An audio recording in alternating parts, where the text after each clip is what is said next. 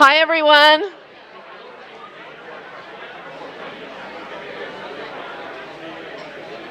Hello. I'm about to say something really important. Ooh, it worked. Hang on a minute. Are you ready for the monthly portrait? Okay. I don't see anybody waving. Thank you. Hi, I'm Julie Harrelson. I am the regular MC of the EDCO PubTalk. How many of you were here last month at the PubTalk? Could you raise your hand? So a few of you, but there are quite a few new faces. Well, just for those of you that were not here, we had an outdoor-focused PubTalk. And for that PubTalk, I arrived looking somewhat like this, and then I went out into the lobby, and when I came back, I had on goggles and a hat and a snowboard jacket. And I called Roger Lee, the executive director from EDCO, dude. So I wanted to tell you that tonight I'm not going to be your MC, but it's not because I dressed up and called Roger Lee from EDCO dude, okay? So I do have a schedule conflict, so I'm going to share the podium with Eric Strobel, who's an awesome person and will be a great host. And just so you know, maybe in the second half, he'll dress up and come up on stage. We don't know for sure. Eric? Thank you, Julie. Probably not. But yeah, I'm an EDCO alum, worked there for 6 years, and this is what happens when you hang out at the EDCO office too much. You end up in places like this. So, but let's get right to it. We wouldn't have PubTalk without our great sponsors. We've got 3 title sponsors, and that's Carnot Peterson, Columbia Bank, and Zolo Media. And we have supporting sponsors, Jones and Roth CPAs, COCC, the Small Business Development Center, OSU Cascades, and Ben Broadband Business. Thank you.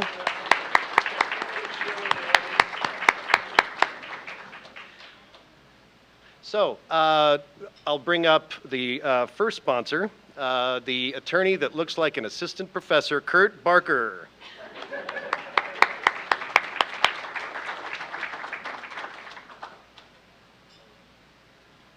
Only assistant professor? That's cold. That's cold. Thank you, Eric. Kurt Barker with Carnot Peterson. I think you all know, together with John Napier, we co-chair our ETIP practice group, Emerging Business, Technology, and Intellectual Property. We are very proud to continue sponsoring PubTalk. I'm going to be really quick tonight.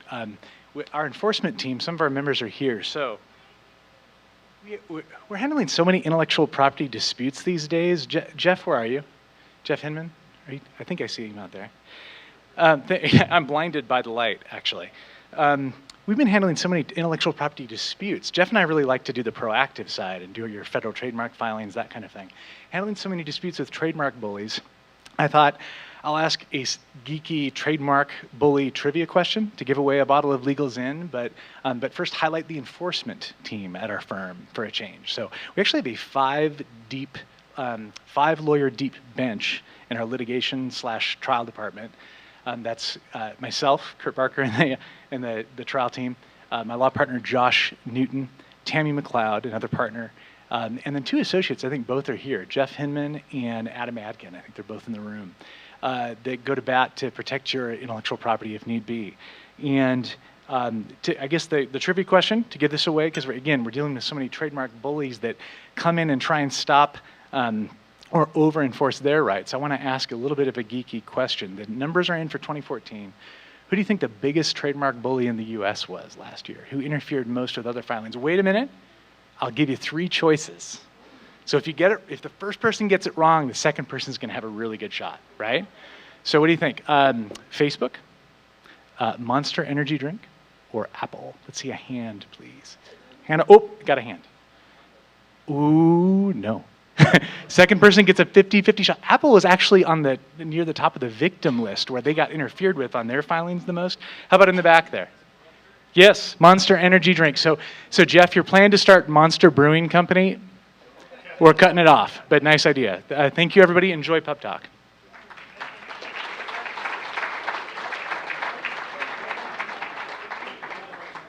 Thanks, Kurt. Next, we have Corey Allen from Columbia Bank. Welcome, Corey. Thank you, Eric. As Eric mentioned, my name is Corey Allen. Work with Columbia Bank in the commercial banking department. Been a supporting sponsor here with Edco on PubTalks for quite some time now, and just say really appreciate the opportunity to do so. I'm just going to say a couple things real quick. I want to say congratulations to Carnot Peterson, another main sponsor here and someone we partner with on a few things. They moved into a new location and got settled in there and everything. So wanted to say congratulations on that move. I know that can't be fun, especially for all those files you had to probably carry over there and move around. So anyway, so I thought of a good way to keep everybody's attention. What I was going to do is buy everybody drinks, but then I was told by HR that I should probably not do that due to the liability from leaving here. But I did want to tell you a few jokes, or not jokes, but information that's tied to one of our guest speakers. I actually tried to look up interesting facts about goat milk soap, but there's a lot fewer information out there about that. So some interesting facts about goats, though. Goats were one of, if not the, first animals to be domesticated. That's true. Well, according to this website, it's true. I don't know how good that website is, but the great goat domestication took place about 11,000 years ago near the east, which I thought was interesting. Goats were among the first animals to be brought to America. Actually came over on the Mayflower, surprisingly enough. They don't have teeth on their upper jaw, which I did not know. Everybody probably knows this one. They do have 4 stomachs. And goat's milk is actually the most popular milk worldwide. Now, clearly not so much in the United States, but worldwide, that is the #1 consumer of milk. And then I actually thought this was interesting. President Lincoln loved goats. He actually had 2 goats in the White House itself that his son was a big fan of. And then finally, that very expensive material, cashmere, actually comes from goats. So now you know. All right, everybody, thanks. Enjoy.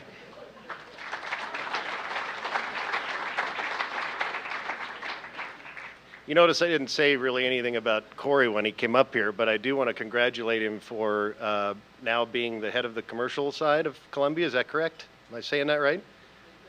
In Bend. Okay, great. Thank you. Good job.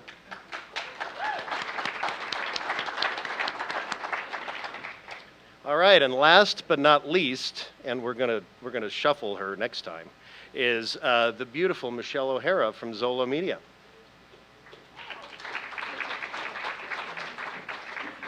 Thank you. That's so nice. So I wanted to do a couple things first, and before I introduce Zolo Media, I want to introduce Mackenzie Wilson, who's one of our beautiful reporters on my window. Mackenzie, please stand up and say hi to everyone. It's our first PubTalk. Yep. And along next to her is Chris Kecky, and she books people on the program. So probably if you've been called to be on the program, Chris is the person who's calling you. So Chris, please stand up. And because I'm in marketing, the little commercial is watch weeknights, 6 o'clock on ABC and 7 o'clock on CBS. That's my commercial. So I thought I would do a little talk. I'm also in charge, not just marketing, but creative services. So in creative services, we do a lot of fun things like produce commercials. And you'd think, television, okay, they just do commercials. But in fact, about half of our work this year will be in producing video for the internet and mobile. So video is a big thing. So I thought, okay, let's talk a little bit about video. And the thing I have to offer is what makes really great video. So in the spirit of Dave Letterman's retirement, I'm going to do kind of the top 10 things you can do to produce great video. And I promise I will not be as funny as Dave or as good looking. I think he's very handsome. But these are really important things. And And actually, I pulled a couple stats. And boy, video increases people's understanding of your product or service by 74% versus just putting it out there on text. A third of all online activity is spent watching video. You probably know that. Website visitors are 64% more likely to buy a product from an online retail site after watching a video. And your website is 50 times more likely to appear on the first page of a search engine results if you have video. So how many people have watched a video either online, on air, or on mobile this week? Okay, didn't need to really go there. But so the top 10 ways to produce great video. Number 10, and again, this is pretty serious stuff. It starts with a great strategy. And that strategy is about solving a problem or about finding an opportunity to get your message across. Number 9, know your target. And your target is not everyone. I know. I have people come in and go, oh, Michelle, my product is perfect for everyone. And you go, wow, do you have a lot of money to reach everyone? Because if you do, then we can go after everyone. But if not, let's be laser, targeted at who your customer is. Number 8 of the top 10 ways to produce great video, you get what you pay for. And free is not always a great deal. So your cousin's nephew who has a video camera may not be the best person to do your video, even though it's really nice to employ family, as I do. But have a professional do it. Say one thing and say it well. Don't try to put 10 points into your video. Say it and do it and make it memorable. Entertain first, educate second. It's all about entertainment today, folks. And that's what we expect out of everything we do in terms of programming. Tell your story. People want to know why you started your business, what you're passionate about, what you believe in, what you lose sleep over. So tell your story. You don't have to be in the video, but you better tell your story for people to get engaged. Music is key. Some of the videos that we do or commercials we do have no words in it. It's all about the music. The music can tell a great story. And details are important. That's number 3.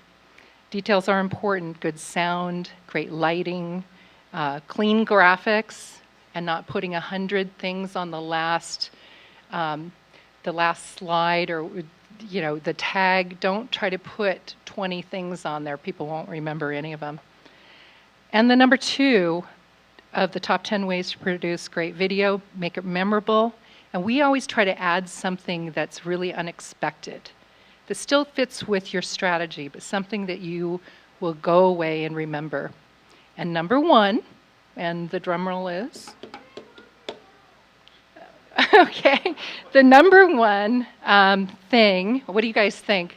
The most important way to produce great video? Well, you'd like that. Hire Zolo. Actually, I was going to joke and say, a great body tonic, but in all seriousness, creativity doesn't come from a bottle. It really comes from inspiration. So fill your life with really interesting things, really interesting people, and inspiration. And when you do come to Zello Media, make sure you bring that to us because we can then help you tell a really great story. So thank you so much.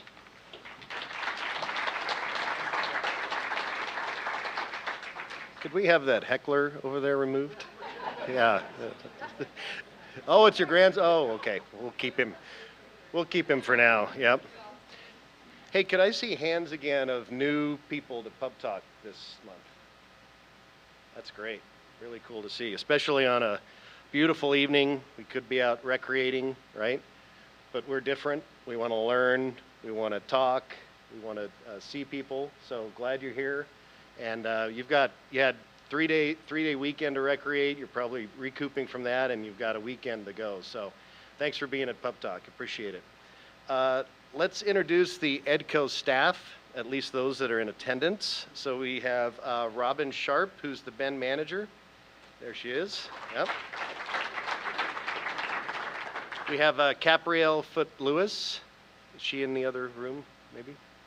Yeah, she might be in the other room, so go say hi to her.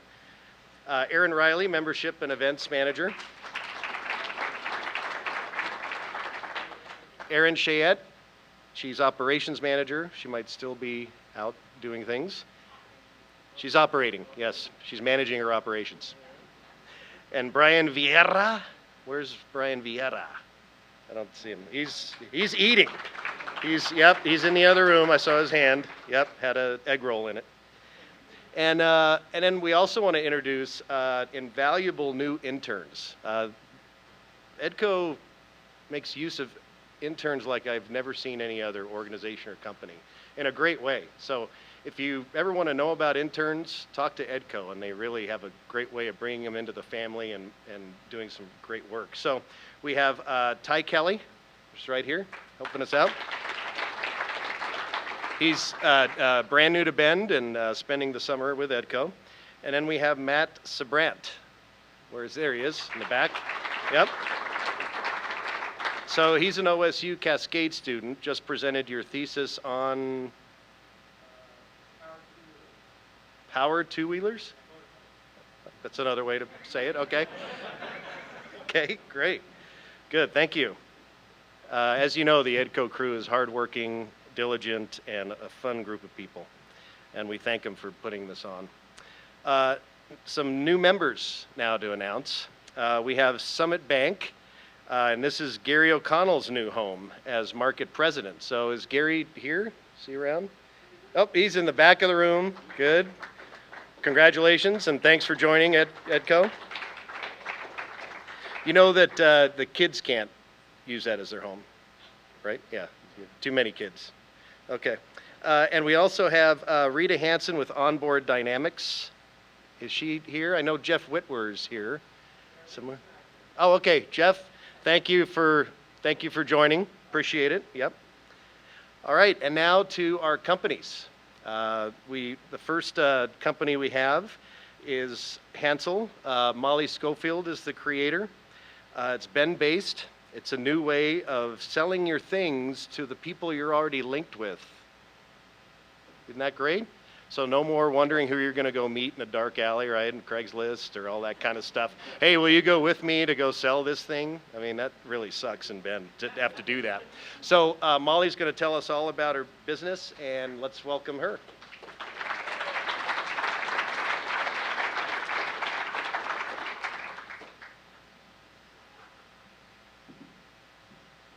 Thanks, Eric. He threatened to make a Hansel and Gretel joke, and I shot it down. So my name is Molly Scofield, and my company is Handsel. Handsel is a marketplace software platform that integrates directly with existing social media platforms.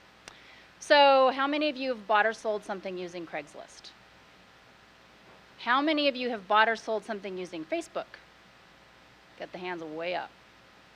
How many have a spouse that bought or sold something using Facebook? The men go. So believe it or not, there are actually over 25 million people in the United States alone who have formed cohorts around Facebook groups where they're buying and selling as an alternative to Craigslist. Why? Because it's safer, because they can organize around like interests, and because it's friendly and fun, and because people, frankly, are just sick of Craigslist.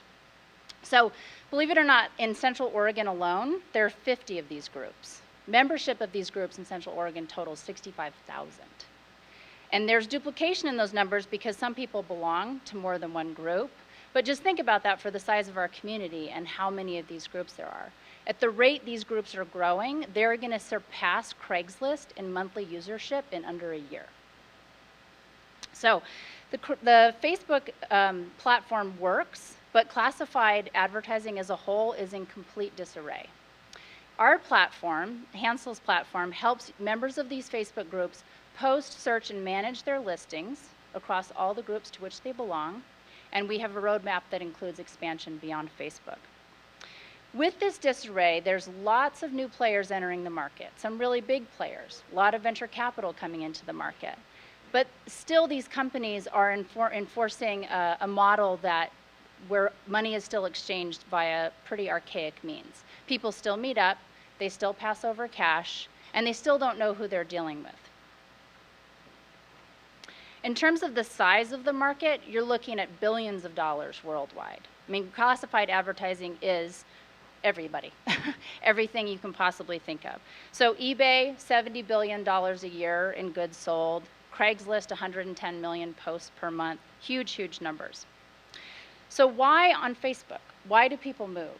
Well, they like the fact that you have intimate groups. They have a tremendous amount of variety and choice, whether it's I want to belong to an all-women's group of people that I actually know, or a broader group maybe for parents of kids the same ages of mine.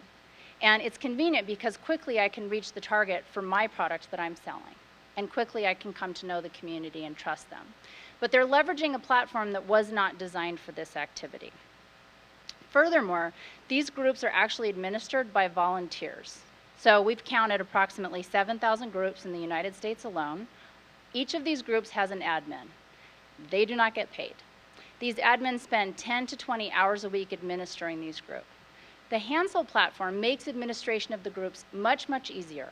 And furthermore, we're going to offer some compensation to these admins for their time. Again, something our competitors are not doing. So what are we doing? We're protecting the integrity of the group. We're respecting the genesis of it, wherever it originated, but we're adding value through better tools to post, manage, search across groups. Some of the problems that are typical in these groups is someone will post an item to 3 groups, and it's sold or goes pending in group A. Someone's interested in group B. In group A, the sale falls through, and the seller has to go back and maintain these transactions and these communications across every single group. With Handsel, that all happens in one place. So whether someone belongs to a Handsel Facebook group or to, in time, other platforms, other Handsel groups, these will all be consolidated through one central place. So we're really supporting a membership structure that supports the admin, supports the community, and allows people to have their personality in whatever form that makes sense to them. As a means of compensating the admins, we're forming partnerships with brands. We're in talks with a couple of brands, some national, some local, to provide some kind of initial compensation to the admins for their time. In time, we may do a revenue share. That's something that we're testing.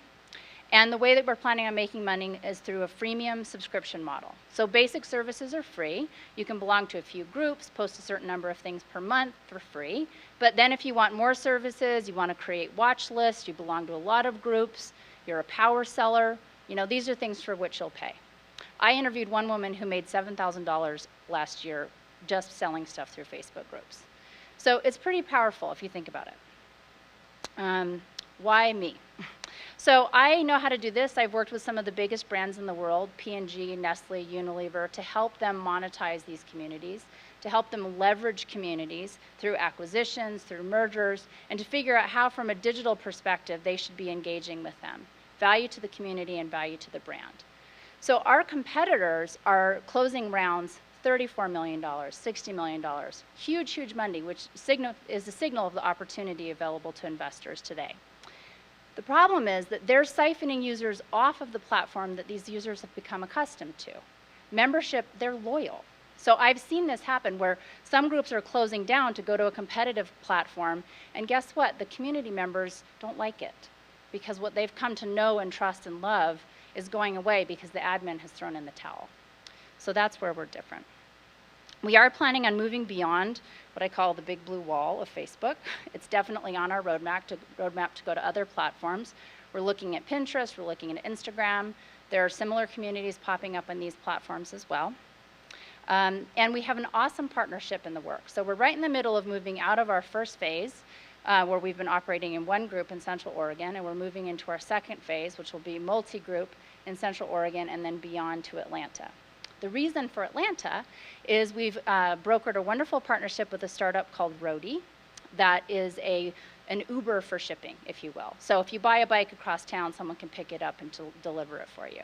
This gives us a delivery mechanism. Roadie is funded by people like the early investors in PayPal and Eric Schmidt from Google. So big players, and we're working on an integrated service model coming up this summer. That's it. So I'll take any questions.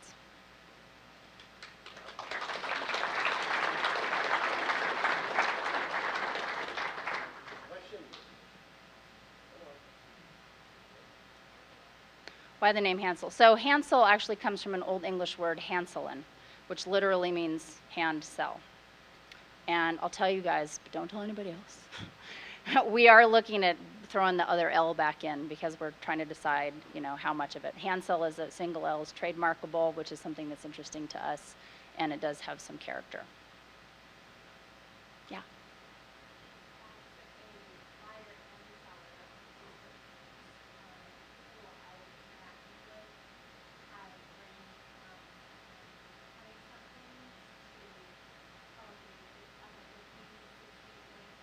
Mm-hmm.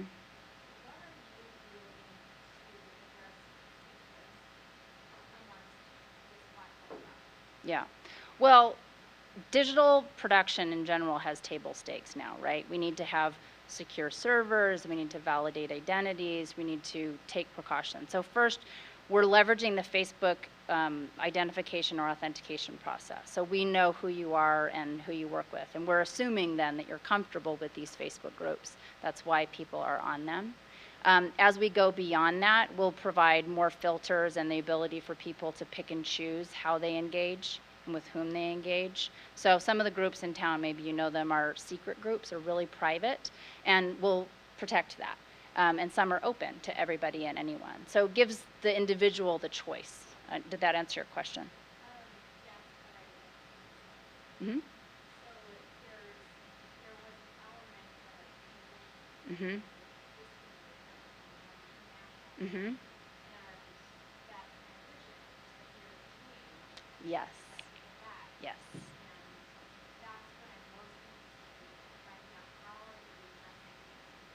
Yes. Well, unfortunately, that will always be there. We can make them feel comfortable, but that's where the job of the admin comes in. And actually, Holly is in the audience, who's the admin of the group we've been testing in. She might be in the other room.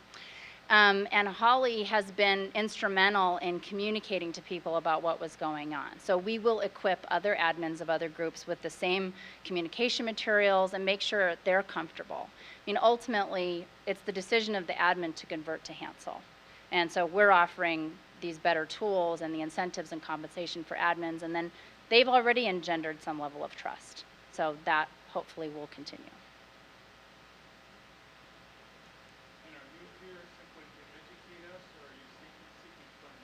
We are seeking funding. I think it's against rules to go into it, but yes, we are seeking funding. Robert? So through freemium subscription, meaning there's a certain base level that's free. Right now we're looking at a certain number of groups you can belong to, posts per month, number of events that you can promote online. Those will be free. And then if you go beyond that, if you're a power user, you'll be paying $30 a month, for $30 a year, not a month, $30 a year. So for some additional features, tools, reporting, things like that. Also, as we do implement a payment system, we'll take a % of transaction and then brand partnership. So we're trifecta of monetization. Aaron? Oh, we have bootstrapped. We are in the boots with straps on. My co-founder and I are definitely very scrappy. We're good at running a very lean team. We've been fortunate to develop some great partners with agencies, designers, writers, and developers who are so passionate about what they're doing that they're willing to cut their rates or, work creatively. So we've been very lean.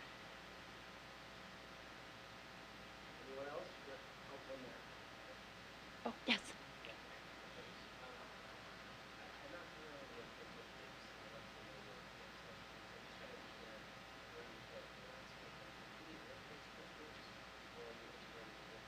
Yeah, that's a really good question. So it is a software application that runs inside of Facebook. You do not actually have to even leave Facebook to use it, although you can. And of course, we'll have an app and all that stuff that you would expect.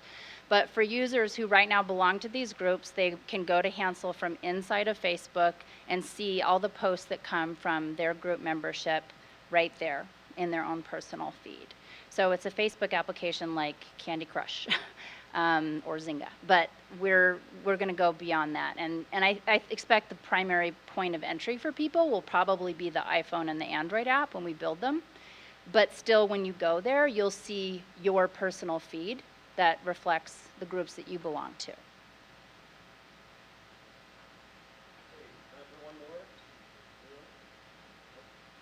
Okay, thanks.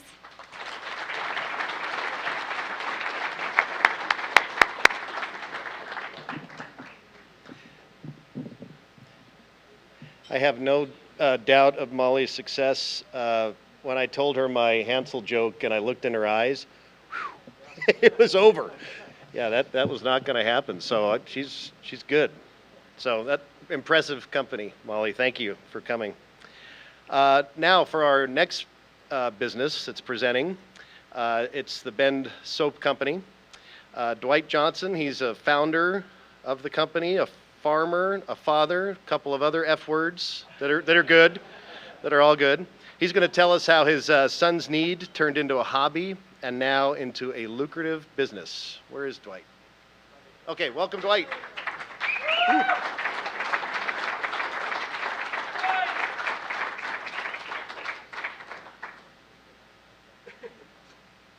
Yeah, I'm Dwight Johnson, the owner of Bend Soap Company, and as to all those goat facts, I think he was accurate on all but the teeth on the top.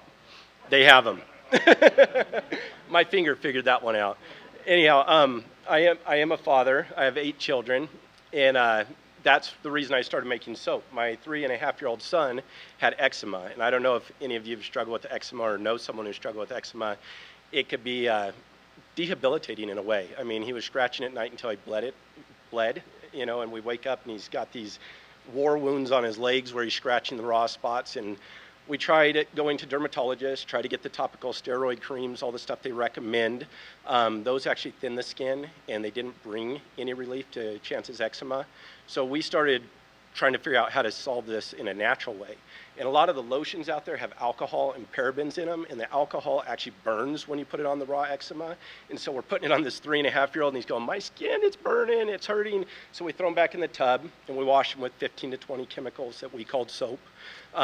Most soaps, I'm not going to bash Unilever because she worked with Unilever, but Unilever owns Dial, Dove, all these companies, and they're loaded with chemicals. They're hazmat bars, and they absorb into your skin, and they also dry out your skin. And so a lot of the dermatologists will say, stop using soap. And I don't know about you guys, but I'm not a big fan of not using any soap. You know, it's socially a good thing to use soap. So I started researching. I found the goat milk actually has enzymes and proteins that rebuild your skin. And then I use olive oil, coconut oil, and red palm, which are full of vitamin E and antioxidants that actually rehydrate your skin. And I don't know if anybody here has ever heard of a guy, Dr. Oz, but he did a whole segment on red palm and all the antioxidants that are in it. He also did a whole segment on goat milk. Like the gentleman said, it's drank worldwide more than cow's milk or any other milk, partially because fat molecules are so much smaller, it's easier to digest. It's also got all those nutrient benefits I was talking about for your skin. Long story short, I started making the soap for my son, and it cleared his eczema up in literally less than a week. And I waited for that flare up because anybody who's dealt with eczema knows, great, it's getting better, and then it flares back up again. Well, his eczema, it's been 3.5 years and it has not flared up. His skin is healed, it's better, and I was blown away by the results. Needless to say, I had a lot of people come up to me and ask how my son was doing, how's his eczema?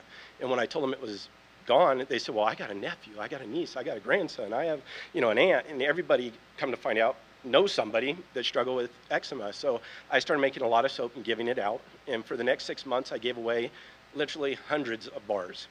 And they kept coming back needing more, and I'm like, well, it's curing. You know, I'm running over to my father-in-law's house when he's out of town and making it in his kitchen. And it was just kind of this hobby that went crazy. And then the holiday season came around in 2011, and they started coming to me saying, we need to buy this soap because we're giving it to our friends, we're giving it as gifts, we need to pay you something. And so in 2012 is when we decided we were going to start selling it. And so we started selling the soap, and we did a whopping $300, I think, the first month. So obviously not a booming business. We had fun with it, but by the end of that year, we did 80,000 in sales, which kind of shocked us. There's people who like goat milk soap. When I first started telling them, they look at me like I, fallen off a truck or something. You sell what? Goat milk, what? And I thought the same thing. When people recommended I make goat milk soap for his eczema, I thought they were nuts. I'm sitting there going, I make cheese. I'm not going to make soap. That's a waste of milk. But then when I saw the benefits and then the results spoke for themselves, customers kept coming back and buying more. That first year we did 80,000. The second year we really started building momentum online. We moved away from the craft shows and started figuring out how to do more online sales. And that's when we really started noticing growth. And this year we're on track to do over 300,000. So it's moving the right direction. We're really excited about it. And we're in the black, so I can feed my kids again. And so that's great. I brought notes. That's what I forgot. Got to figure out where I am. And Molly, you crushed it. Why'd you do such a good job? I was hoping you'd flounder. Anyhow, as far as the market, Unilever, a small company that makes soap, like I said, Dial, Dove, all those, it's a multi-billion-dollar company. If I just stay within the niches and focus on psoriasis, which we've had huge success, and eczema alone, there's 38 million people in the US that struggle with it. So if I just focus on that niche, we can build a really healthy business, and we are getting results in that niche. So we are getting a lot of repeat customer.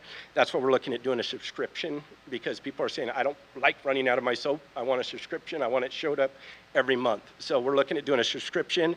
Competition, there are people that do goat milk soap. Some of the bigger names is Zoom, and another one is Canis. They use powdered goat milk. So the goat milk's dead. There's no enzymes, there's no proteins. And people who use that soap, they'll actually come up to me and tell me, yeah, I've used goat milk, I really didn't like it. And I go, let me guess, Zoom? And they're like, yeah, how'd you know? And I'm like, I'm very sorry you got a bad impression. Here's real goat milk soap. I give them a bar and they become a customer for life. Because once they get in the shower with my bar soap, they come back. It lathers well, it leaves their skin soft and hydrated. So we do have competition, quote unquote, in the goat milk niche. That's not even who I'm looking at. I'm looking at the broader scope of, I want to compete with Irish Spring, Ivory, Dove. Dove, they say gentle on your skin, great commercial, looks like milk being poured into this beautiful bar. It's 9 different chemicals, it's hazmat. And so I think that as people become aware of natural products versus the chemicals that we're rubbing on our body's largest organ, the more they're going to shift towards the natural products. And I think Ben Soap's positioned in a good place to grow in that area. The one thing, it talks about team, or I'm supposed to talk about my team. I'm really good at finding people smarter than me. And so I have built a team around me of people that are better at different functions within my business. And that's where we're starting to see better growth. Starting out, I was soap maker / soap cutter / marketer, everything. And as we've grown, we've brought other people into the team to make the soap. Rachel Keobaugh is now running the whole production. She's awesome, very organized, great manager. I'm actually bringing in somebody else who I'm leaving unnamed right now, but he's coming in to help me with marketing. He was able to take a business that he's working with from $4 million a year and sells to $17 million in a very short period of time, and he's wanting to help me with Ben Soap. And so that was really impressive because this guy has a track record of not only just blowing it out of the water, but doing it really honestly, which is huge. It's a family business. It's an extension of my family, so I really want to make sure that the integrity and the quality of product stays there. Why I'm reaching out to you guys is I want to grow this business. I want it to become a household name because of the fact that all these chemical bars out there are going into everyone's shower every day. And I feel like we're more of a mission of getting into these people's homes and getting them using natural products. Eating healthy, that's hard to do. Exercising, that's hard to do. Using a natural bar soap, pretty darn easy, and it's a lot of fun. It smells good. You could sniff them. They're on the table. It's a great product. So my ask, I want to know if there's anybody who knows anybody in the hospitality industry. I really want to get this into vacation rentals. I want to get this into hotels, bed and breakfast, anything that's hospitality, because we found that once people get in the shower with the soap, they come back to our website and they order because they can tell a difference. The first shower, they can tell a difference. So that's me, that's my team. Good job. Thanks. Thanks.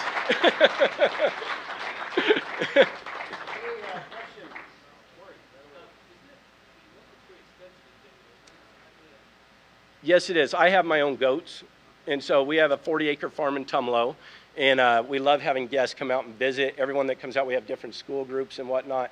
Everyone who comes out gets a little travel-sized bar of soap and gets to pet the goats, gets to see the farm. We actually raise our own hay, feed the goats right there on the property, and milk the goats. So it's all kind of an in-house operation. Good question. According to, you know, the Hazmat bars, they beat me on price. I'm not even competing with them on price. I'm $4.95 a bar. If you go on the website, they're $4.95 a bar. If you order over $50, you get free shipping and 10% off. So there's some benefits to ordering, you know, a chunk of bars. But your Lush, your, you know, Zoom that I talked about, those are $5.95 a bar for the Zoom, and they're 3.5 ounce. So they're a full ounce less of soap, and it's powdered goat milk. And then like Lush, they're $6.95 a bar, and they put little things like sodium lauryl sulfate and other things in there that are linked to breast cancer, testicular cancer, you know, little things. Yeah, the little stuff. It's not as bad as some of them, but it's, yeah, it's right there with Dove. It's one of the better ones.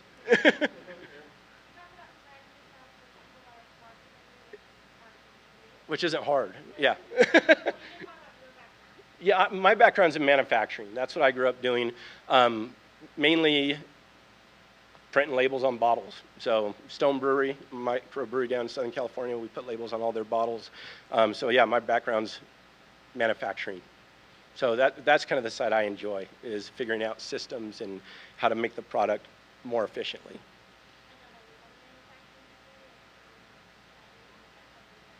Oh yeah, I'm like a kid in a candy shop. I'm having a lot of fun with that. So. So I know nothing about soap, and I just hear the word milk and I think shelf life. Is that It has not been a concern. The scent in the soap, most of the scents we use are essential oils, and after about a year they'll start to fade. But the bar of soap itself, I used one that was 3.5 years old, and it worked awesome. Lathered, everything. So I have some that from my original batch that I saved to see what the shelf life was, and their shelf life is not a problem. Are there regulatory issues at all? There aren't, because we are a skim product, there are no governing bodies on that right now. Dianne Feinstein has a bill that she's trying to push through that will regulate smaller skincare companies, which I find interesting because the last time the soap laws were updated was in 1906, and they deemed your skin a protective barrier. And so the hazmat that they're putting in it, they know it's toxic. They know it's cancer causing, yet they say, well, your skin's a protective barrier. So you're fine, you know, and doctors are now topically applying medicine. So the AMA recognizes your skin does not protect, it's a sponge and it's absorbing. So yeah, nothing yet. Eventually, and I actually hope eventually they will have regulation because it'll weed out a lot of the junk people are using. Yeah, that's a hope. Yes. I love the fact that you are really targeting a specific product and it sounds like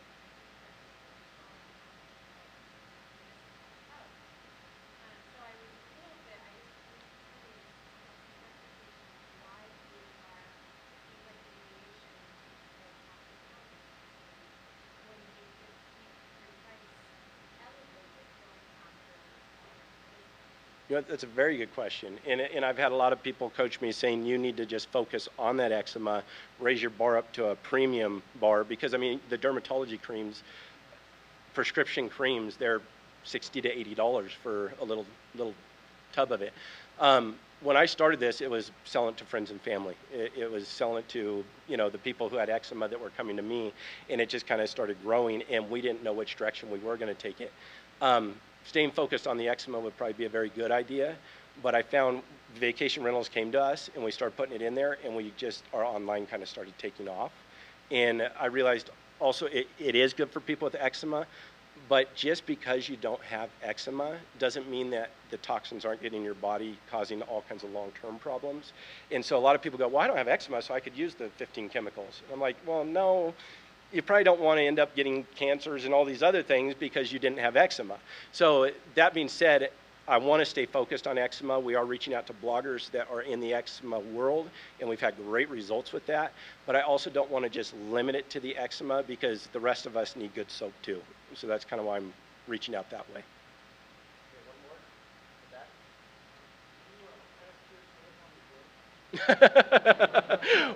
No, no animal testing. We did actually wash one of my little goats. It had like some stuff on it that I'd never seen before. And so we have a picture on the Facebook of a little goat sitting in a bucket, and we're like, hey, it's taking a goat milk bath. But no, I don't wash the goats with our soap. I have one. Yeah. Any plans for a beer soap? Do you know what? It's funny. I actually looked at doing that, and I talked to Deschutes Brewery, and because of my background with a lot of beer, the deal with I haven't found any real benefit to beer, and I want to stay focused on a soap that's beneficial. Yeah, if you could eat it, it's tempting. But what I found is every brewery, I went and looked at what Deschutes is actually doing in sales of beer soap, and it's a very small niche. It's kind of a gift, a joke, a funny thing, and it's great, but you have to make 5 different types of beer per brewery, and so you start looking at that, and it's really just kind of a niche game for that. I mean, yeah, they're selling tons of money in beer, but the soap is just a small segment. So I'm actually doing a whole lot more volume already by just staying focused on what my core is, and that's good quality soap. No dyes, no junk. I mean, people always, well, you got to make it colorful, you got to make it fun. That's not why I'm making the soap. I'm making a soap that's good for your skin, that you get in the shower, it smells good, and it actually feeds your skin. So, Thanks, Mike. thank you.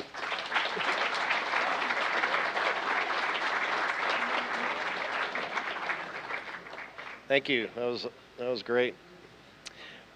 The next couple of speakers we have, we're really lucky to hear from them, have them here in Bend giving their time. And the first speaker of those is Steve Morris. He's entrepreneur and executive in residence at Oregon Best, and he's going to talk to us about available public sources of funding for startups. So Steve, where's Steve? Please welcome Steve Morris.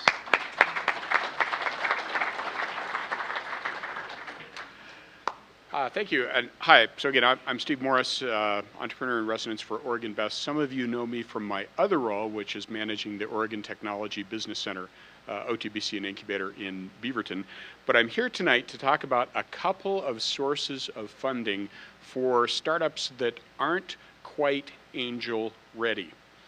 And I was going to do a poll, I thought, to see how many entrepreneurs were here that fit into that category, but I figured nobody would fess up. So, okay, we have one. But it is a challenge, right? You have the resources of the founders, and once those dry up, you go to friends and family, and once that dries up, if you're not angel ready, what do you do? Well, there's a couple of sources I'd like to talk about, and specifically how Oregon Best helps startups tap into those sources. The first one is grant money. Now, a lot of people don't realize there are grant dollars available for for-profit startups. And yes, there are. One of the few sources is grants from the federal government. It's called the SBIR, the Small Business Innovation Research Fund. And it is basically a fund that the government sets aside for small businesses. Every part of the U.S. government that does any significant amount of R&D has to put, it's something like 2.8 or 2.9% of their R&D fund into the SBIR program. It's reserved for small businesses. Now, and by the way, it is grant money. So the question to ask yourself is, I'm sorry, it only applies to technology companies in this case, but do you have a technology that would be of interest to some part of the U.S. government? Now keep in mind, there are a lot of parts of the U.S. government interested in a lot of stuff, right? There's defense, there's homeland security, there's health, there's education, there's the Department of Agriculture. I mean, there are a lot of parts of the U.S. government that invest in R&D and are interested in all kinds of things.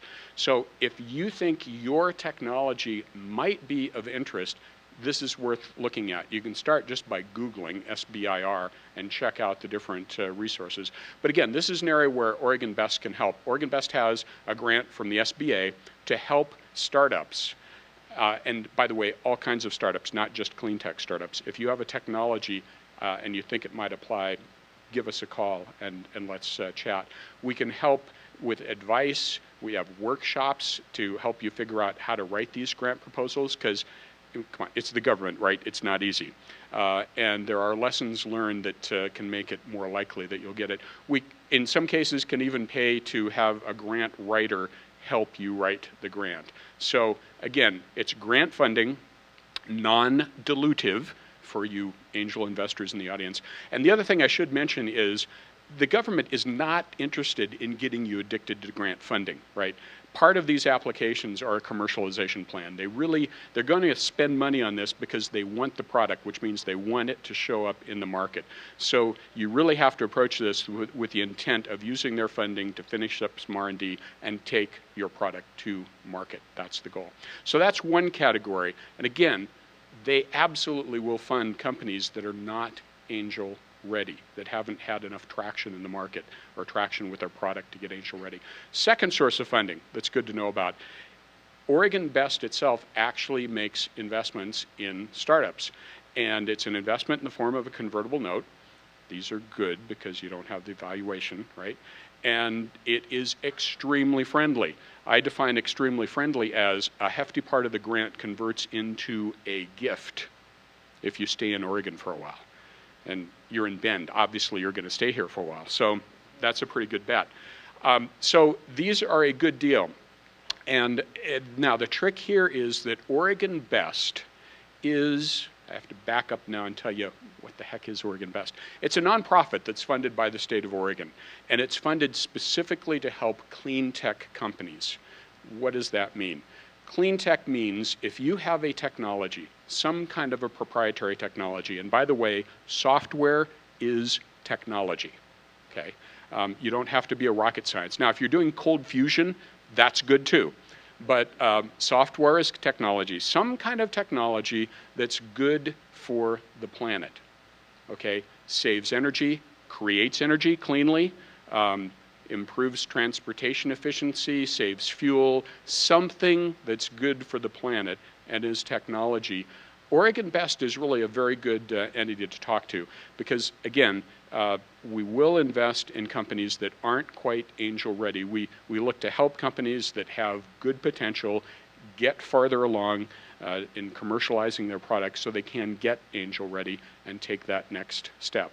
So those really are the two things I wanted to cover. There's a lot of other things we do at Oregon Best, like mentoring to help you get actually even beyond that to that next step, and introductions and connections with university resources, etc.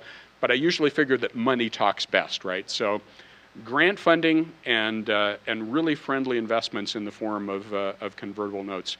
Those are sort of the two takeaways to keep in mind. If that sounds interesting, we left some collateral out at the entrance, the registration table, or hit me up for a business card. Vanessa is also with Oregon Best over here. Either of us can tell you more about the Oregon Best programs, and I'd be happy to answer any questions if we have a minute or two left.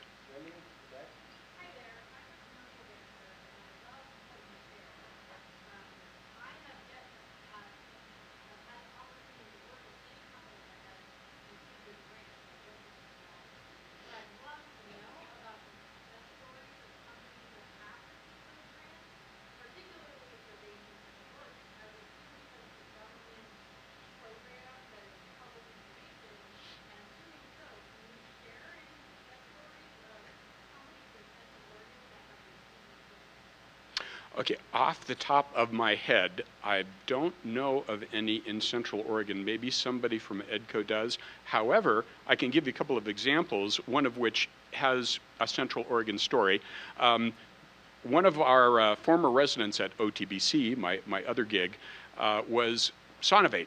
Sonovate provides a miniaturized transducer probe. It's, instead of holding it in your hand, you wrap it around your finger.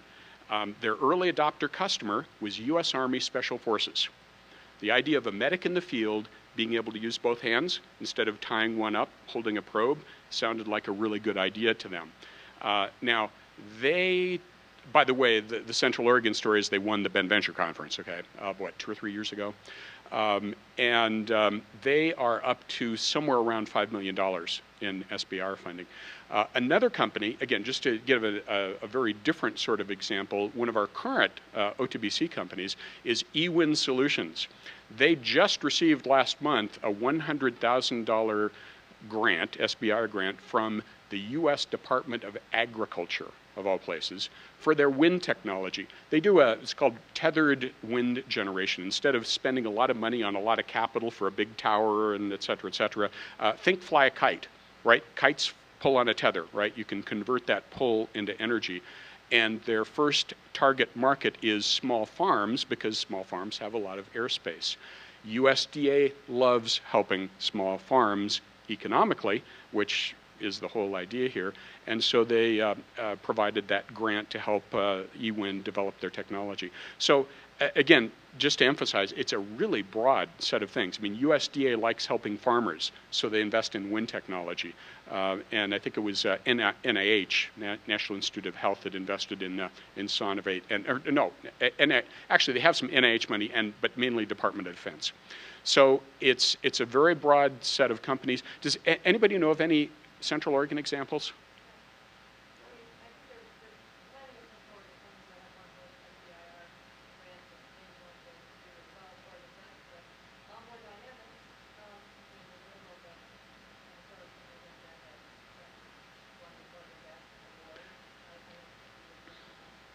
Oh, there have been some Oregon Best companies. Do you know of any SBIR, just off the top of your head? That's right, Bend Research, yeah. Yep. So, I was just curious, you said that transportation-based qualifiers? there is a Department of Transportation, and they do have an R&D budget. Not to mention Energy Department and others that are related in transportation-related things, absolutely.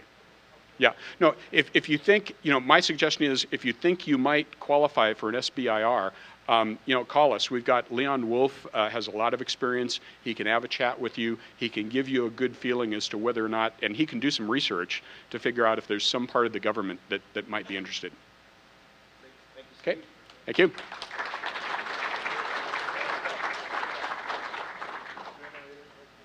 Everyone getting these nuggets? Hey, if they don't work for you, I bet you're thinking of someone that does, right? I thought of two people just during Steve's presentation that I could shoot an email to tomorrow and say, hey, check this out.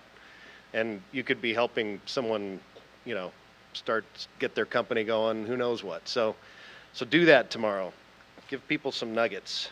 Our next speaker, the keynote speaker, Don Megrath.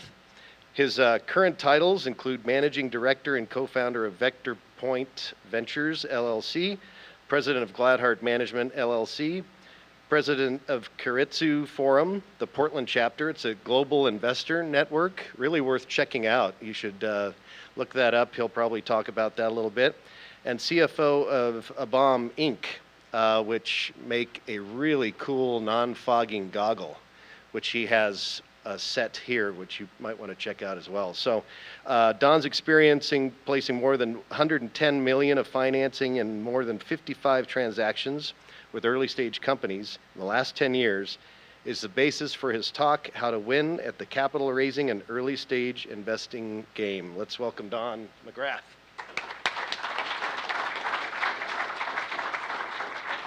Thanks, Eric. And if you want to wear some goggles later, I'll lend these to you when you come up. So we can tell Julie about you wearing goggles up on the podium. Yeah, you're welcome. How many entrepreneurs do we have in the room today? Great, I see a lot of hands out there. If you've ever checked out the State of Oregon Secretary of State's annual business filings, you'll notice that about 5,000 new incorporation filings occur every year in our state, and that's for the last several years. And so let's just say, for estimation purposes, that about 10% of those companies that are newly formed every year go out for friends and family or angel investment. That means every year we have 500 new companies here just in Oregon that are seeking investment capital.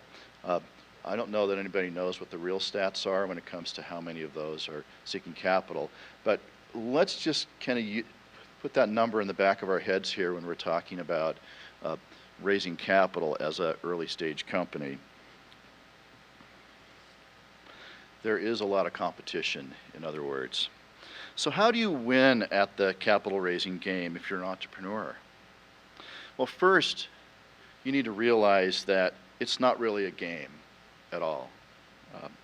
This is a serious business, raising capital, and raising capital and managing other people's money is truly a sacred trust. You need to know that and embrace that first and foremost. Second, if you're an entrepreneur raising capital, focus on getting profitable as fast as possible. That's going to be relatively attractive to investors that you're working on that, rather than how many rounds of financing before we don't have to raise capital anymore. Next, realize that relationships matter, and you really need to be really good at building relationships to get a lot done and to win for all of your stakeholders. Utilize the resources that you have in Economic Development Community, EDCO, what's going on here in Central Oregon, what's going on in the rest of the state. Plug in. You're going to meet people, learn, and you're going to build a network. A lot of you entrepreneurs have already done that. Be a great opportunity for investors to look at. Be great. Remember, you have competition. Remember those 500 new companies every year? There's a lot of competition out there. Investors have a lot of options. Here's what investors look for. This list, at least the beginning of it, is a list I borrowed from David Rose. He spoke a couple weeks ago at the Willamette Angel Conference, serial entrepreneur and co-founder of Gust, which is formerly called AngelSoft. And he was the keynote there in Corvallis. 1, integrity. As an entrepreneur, you better have that. Passion, experience, knowledge, leadership, commitment, vision. And something that kind of stood out to me on David's list was, he kind of finished with this on that list, hypomania, okay, which is less than mania. I'm going to read to you the Wikipedia definition. Characteristic behaviors are extremely energetic, talkative, and confident, commonly exhibited with a flight of creative ideas. While this behavior often generates productivity and excitement, it can be troublesome if the subject engages in risky or less than wise behaviors. Sort of a definition of an entrepreneur. I have a few more things to add to that list. Be coachable. Become known as someone who listens, takes advice well, and acts on the good advice. Be transparent. Every deal has a few warts. Do not hide them. Be honest about your weaknesses and how those are being addressed. Choose wisely when to talk about those. Timing is everything. Be communicative. Be fast with bad news and even faster with good news. Do not avoid talking about the bad stuff. Put your own skin in the game. It is not enough that you have time allocated to the company. Put some of your own capital in early. Investors really respect this. Tap into friends and family for advice and capital before you go out to other angel investors. If your family is not in, why should another investor that is not family or friends come in? Of course, there are always exceptions. Be truly investor ready. Do not waste your silver bullet by going to talk with investors before you're really ready. Get to know your local individual investors and angels. See if some will become your advisors. Better yet, try to get them to know you, and maybe they'll invest. So then you'll have one or two investor champions already in your local community. If you do this before you get in front of any local angel group, you will have a better chance of getting traction with the organized angel group if there's somebody that they know that is already invested in your company. This is really an important one. Don't be too full of yourself. This often exhibits itself in the company pre-money evaluation and in other ways. So, some of you have heard of the HALO report. That's annual data that comes out about angel investing. Locally, Rob Wiltbank and some of the people at Willamette University are involved in that. They've had a 10% increase in the average pre-money value for companies that they just announced a few weeks ago, year to year. That's up to, the average is $3 million pre for an early stage company. So you better have a really good reason to go for a higher pre-money value than that, and there are opportunities for a higher pre-money depending upon where you're at in your company's life cycle. Have multiple fundraising efforts going simultaneously. Do not put all your eggs in one basket. There only will be one winner of the Bend Venture Conference, well, and sometimes one or two others that get money too, right? Know who all the funding sources are in the early stage and who are in the Northwest. So choose wisely on who to approach. Have those discussions going with several at one time. The Cascade Angels work on becoming one of the finalists in the Bend Venture Conference, 7 Peaks, others in the Northwest. We'll talk about some of those in a few minutes. And after you reach out to the ones in Oregon and you get some traction, reach out again to those in the Northwest, then the West Coast. All of your angel investor friends have connections. You probably have some as well. Unless you're raising less than $300,000, you will probably need to gain investment from multiple angel groups or funds in addition to your angel investors. First, get local support, like I talked about earlier. Then leverage that group's network for syndication or co-investment with other groups.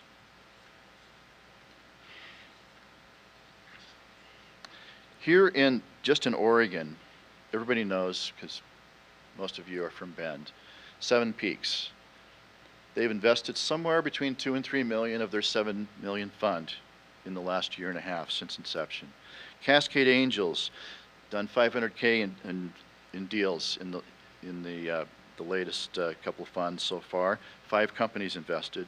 3 of those are from Bend, and 2 of those are from the Portland area.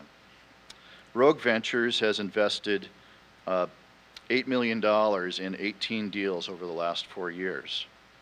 A fair amount of those, most of them in Oregon. Portland Seed Fund, they've invested $4 million so far in 57 companies over their 2 funds. OAF, over $20 million in the last 4 years invested. That's Oregon Angel Fund. Most people call them OAF for short. Bend Venture Conference, $1.75 million invested in the last 4 years. Bend Venture Conference. Willamette Angel Conference, over $1.5 million invested in the last 4 years. Angel Oregon, somewhere over $1 million, up to $1.5 million in the last 4 years. You heard earlier from Eric, I'm the volunteer president of the Kretze Forum Portland chapter. There's a Northwest staff as well. The Northwest Kretze Forum members invested $32 million in 37 different companies last year. In the last 4 years, $8.5 million has been invested in Oregon and Southwest Washington companies. So you can see that most of the companies that the Kretze Forum Angel members have invested in are outside of Oregon. Co-investment is key. One company normally needs a fair amount more capital than most of these angel groups do by themselves. I spoke with Jim Houston and Angela Jackson to find out how much co-investment opportunities they have participated in. And I got a huge spreadsheet from Jim and some instructions about what I could say. So the Portland Seed Fund is co-invested with Oregon Angel Fund 10 times, with Rogue 10 times, with several other of our local angel groups less than 10 times, including Kretze Forum, Cascade Angels, and others, Penn Venture Conference, et cetera. So co-investment works for them. They're a seed fund. Their companies almost always need more capital after seed stage when they get to early stage. There's co-investment going on with every one of the angel groups. They talk to each other a lot. So they share deals. So what they deem as the winners, they want to share because they want their companies to be successful, and one way to do that is to make sure that they get all the funding they need by referring them to other friends that have interest in companies like that. So we're doing okay when it comes to co-investment in the state. We can do better, and so there are some ideas I have on that I'll share a little later. Are there any investors in the room? It's okay, you can raise your hand. People are not going to attack you later. Okay, so any investors that have done more than 5 angel deals? Okay, any more than 10? All right, well, I'm sort of setting you up. My partner with Venture Point Ventures is Rick Nagel. He's sitting over here. He's done more than 50 angel deals in, what, 25 years that you've been doing this? So I was trying to be conservative. He's done about 70 deals, and so that's one of the reasons why I chose him as a partner in what I'm doing at Vector Point, is because of all that experience. In fact, he should probably be up here instead of me, because he knows so much more about all the things that can go wrong as an investor and also in an operating company, because he's gone all the way to taking companies public as well. So for investors, how do you win at the early stage investing game? Well, again, it's a discipline, it's not a game. So that was a catchy title for the talk, but let's put that game thing aside. Most people are not lucky choosers when it comes to picking winners. So as soon as you think you're great at picking winners, you're going to get a few losers, and you're going to wish maybe you didn't get in the angel investing game if you don't have a big enough portfolio. You need to look closely at the attributes of a winner. It's mostly the team. If you have a great team leading the company, I'm not talking about the investors, I'm talking about the team that's leading the company, you have a great chance to have a winner on your hands. The idea and the market size are all secondary and tertiary to the team. Again, relationships matter. You need to get to know the team. Be careful. Speed dating with investing is not so good of an idea. So run extensive background checks and interview references. It's critical that you know as much as possible about that team, particularly the CEO, chairman, and other key team members. Previous behaviors tend to re-emerge, and that little thing that they forgot to tell you about, that might happen again.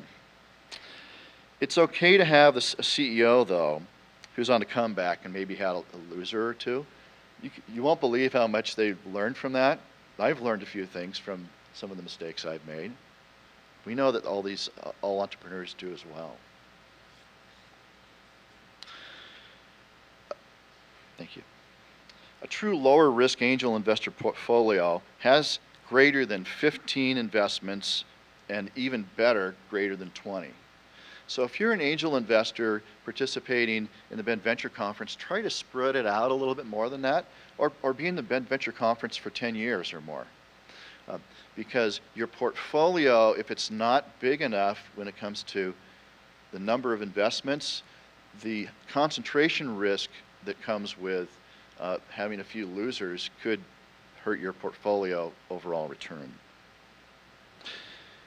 I already mentioned Rob Wiltbank and the Willamette University crew and the HALO report, and about one of the things that comes out of some of the research that Rob's been doing, and some of you have heard this already, is that you need to have a portfolio size that's that big, ideally greater than 20.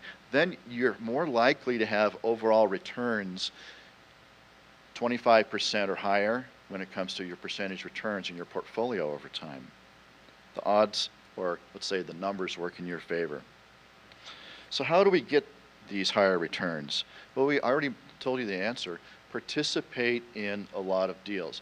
So if the minimum deal size is $25,000, if you had to do 20, you can do the math. That's $500,000. Most of us don't have $500,000 we're going to be investing in angel opportunities as part of our overall portfolio. Or our investment advisors may think we're really crazy if we put all of our portfolio there, and you would be crazy to do that. So participate in several funds. If you have less, then the minimum in the Cascade Angel Fund, I understand, is $25,000. It's an annual fund, renews every year. Ben Venture Conference, participate there. Portland Seed Fund, other places. Try to find funds, though, that invest in more than 5 deals. Or pick an overall portfolio of funds so you get up to those higher numbers overall. So Eric mentioned Kretsu. Kretsu came up with a sidecar fund called Co-Investment Fund last year. And they've invested in the company I've been working with for about a year, ABOM, $100K. So they put $100K in deals that a lot of other angel investors are in. That's another example. RAIN, which is in the Southern Willamette Valley, they're looking at doing a fund. Oregon State is getting ready to launch a fund. They've been working on it for a little while. Haven't announced anything yet. There are other funds in the state. Decide what you'd like to do. Definitely invest locally if you're an angel investor, but consider some of the more regional funds as well. One of the things in my last minute or so that I have here, I haven't seen the flag for 1 minute yet. Okay. My partner Rick Nagel at Invector Point and myself, and also the Kretsu Fund, we're talking right now about coming up with a Northwest-wide co-investment fund, and we're in some early discussions about it, and love to talk with you if you have any interest in learning more about that. There is a sheet that's been set around the tables here today. Tomorrow, Nathan McDonald, who's CEO of the 7 Northwest Kretsu Forum chapters, is going to be holding a luncheon with myself and Rick to answer questions. Kretsu Forum is thinking about having a chapter in Bend. We have chapters in Spokane, in Victoria, also in Boise, Portland, Bellevue, and also Seattle and Vancouver.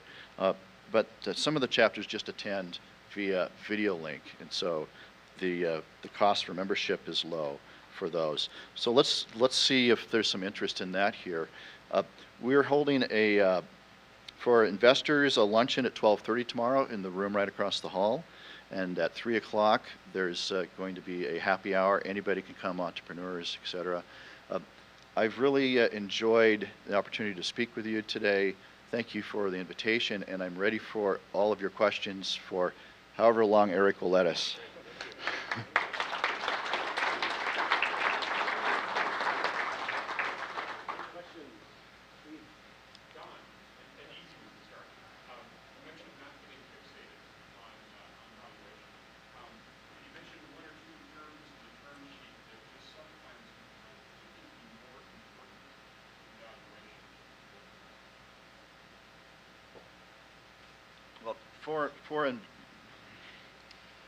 Steve is a great resource, by the way, for anybody in the state. He knows a lot of people, and I'd encourage you to get to know him. When it comes to the term sheet, if it's an equity deal, what's one of the keys for investors and also for the founders is what is the liquidation preference? And also, what is the board governance situation? if you have a lot of money in a deal, often you'll want to sit on a board or at least be a board observer. So how is the company governed? That's really critical to where the company is heading, because the CEO is hired by the board. The board's put in there by the shareholders. It's a good idea to have good governance in place. I hope that addresses the question. Was there another element I left out? Okay.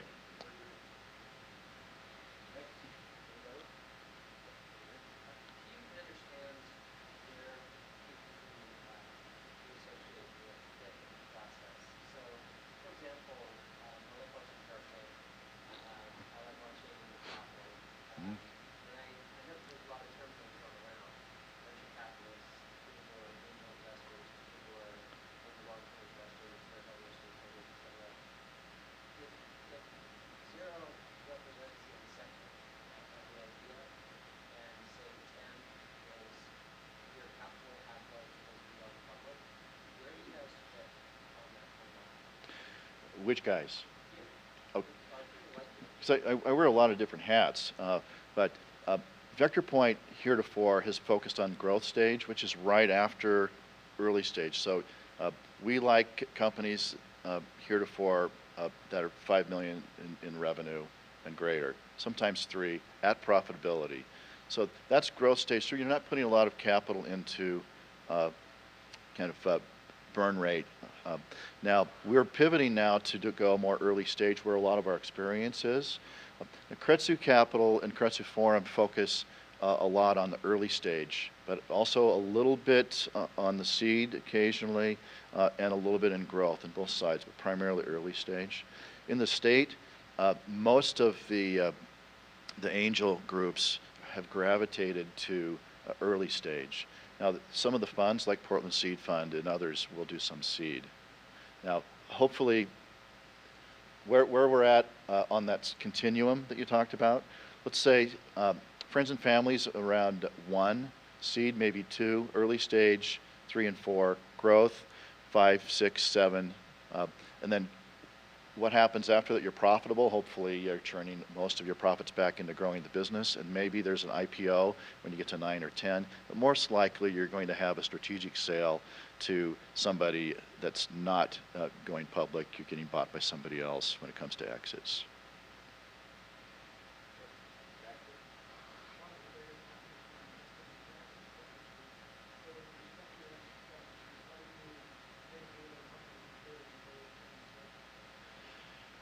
Was that on the fund side, the question? Well, fund, really, what I say is if you're an investor, you're not in the investing business, you're in the exit business, because that's where you get your return, okay? So as an investor, doing the deal is the easy part. Getting out of the deal and getting liquid is the very most difficult part. So from the company's perspective, I like deals, and almost all the angel groups like deals where there's a clear possibility of exit already. Maybe there's even a discussion going on. So, example, in the room here, we have Eric from Building Energy. They're presenting to Cascade Angels tomorrow. I'm probably breaking a rule by saying this. They've raised about $350K on a bridge round. They have $300K more to go. They have a term sheet for $4 million from a previous investor. So really this capital is a bridge to get to that next investor piece. They had $1.4 million of revenue last year. They're expecting $2.4 million this year, and they've grown last year to this year. They're going to 3x their overall subscription part of their business because they're a SaaS model. So I like deals like that where I can see, okay, I'm bridging, and the next round looks like it's right in the sights. And given the business that they're in and the sustainable energy measurement space for large buildings in big cities, that sounds pretty interesting, like there might be an exit opportunity down the line, okay? So that's sort of interesting. There's another example. I don't think I have time to share it, so I'll go to the next question. Do that offline. Any other questions? So Don will be here after the fact, so let's give him a big round of applause. Thanks.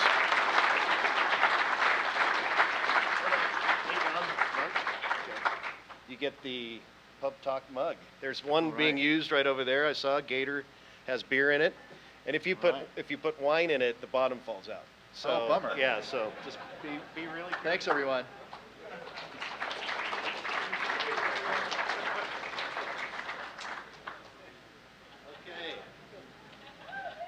These are nice.